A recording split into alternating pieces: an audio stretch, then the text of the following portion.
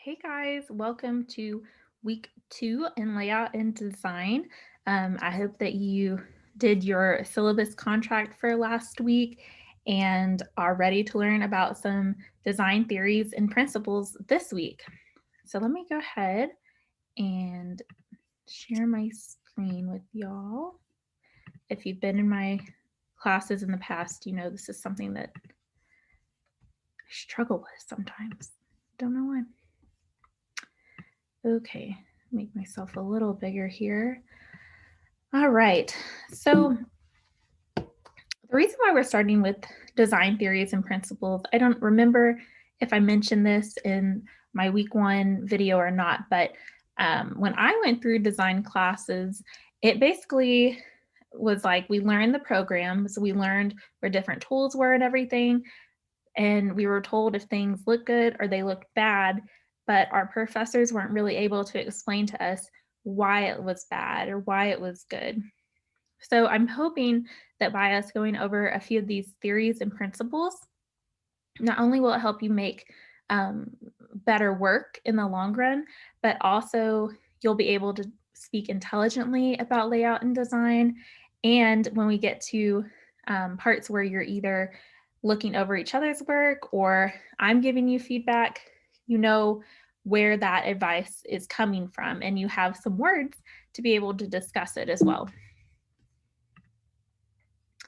So as far as announcements go, you have a principal. I hate how shiny my glasses are on here, so sorry about that.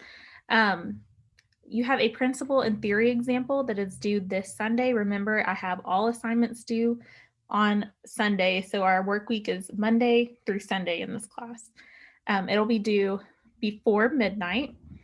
Basically, I want you to go after you've learned about these theories and principles we're going to speak about today.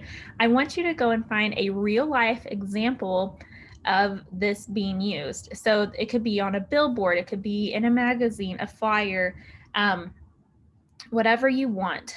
There's more details on the weekly assignments folder. If you go to that, and then week 2, you can read through the rubric. But the most important thing I want you to understand is I do not want you to Google a theory or principle and then use that picture. So I really need you to go take a physical picture of something. It might be a magazine or a book in your house, and that's fine. But I just want to make sure that you're actually using the old noggin a little bit to be able to really think through what these theories and principles are, and then be able to identify them out in the wild, okay?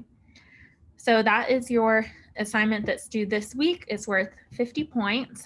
And then I also want you to start thinking about subscribing to Creative Cloud. I have a video up about how to download Creative Cloud for you, and like I recommended in there, you really need to get the student package, which is going to be every Adobe program possible. The only ones we really need, so the only ones you need to actually download on your Creative Cloud platform are going to be Illustrator and InDesign. But it's still cheaper for you to do that than to only download Illustrator and InDesign individually. With your student discount, the only option they give you is the Creative Cloud package as a whole, but that's still $20 cheaper than buying those programs individually, and it's per month. So I do apologize for that. It's a 1-year plan, but you didn't have to buy a textbook for this class, and I hope that kind of makes up for it. And maybe you'll be able to even do a bit of side hustle jobs with these programs. I don't know. So today we want to discuss basic design principles and theories. When you leave, I want you to be able to identify examples of design that use the said principles and theories that we're going to talk about. And then I, of course, want you to be able to implement these design theories and principles into your future graphic design works. And with that, I'm going to get into our first theory.